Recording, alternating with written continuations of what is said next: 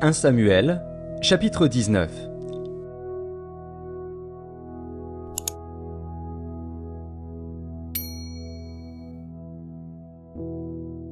Saül parla à Jonathan, son fils, et à tous ses serviteurs de faire mourir David.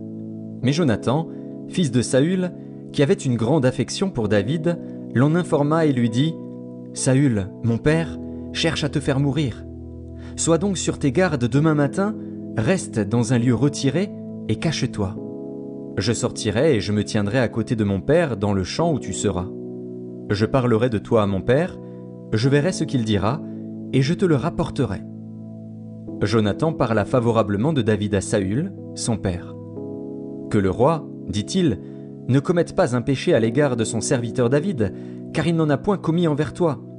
Au contraire, il a agi pour ton bien.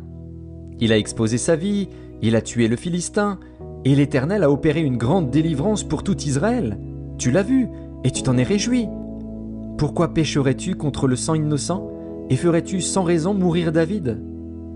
Saül écouta la voix de Jonathan, et il jura, disant « L'Éternel est vivant, David ne mourra pas. » Jonathan appela David, et lui rapporta toutes ces paroles.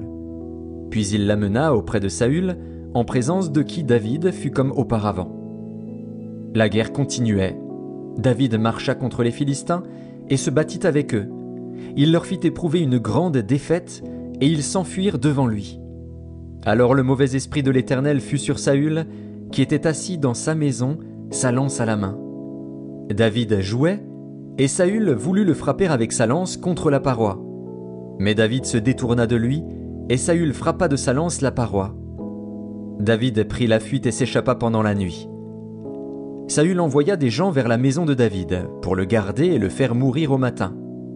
Mais Michal, femme de David, l'en informa et lui dit « Si tu ne te sauves pas cette nuit, demain tu es mort. » Elle le fit descendre par la fenêtre, et David s'en alla et s'enfuit. C'est ainsi qu'il échappa. Ensuite Michal prit le téraphin, qu'elle plaça dans le lit. Elle mit une peau de chèvre à son chevet, et elle l'enveloppa d'une couverture. Lorsque Saül envoya des gens pour prendre David, elle dit « Il est malade !»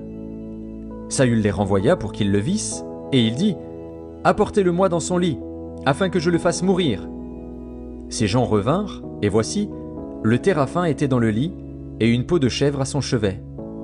Saül dit à Michal « Pourquoi m'as-tu trompé de la sorte, et as-tu laissé partir mon ennemi qui s'est échappé ?»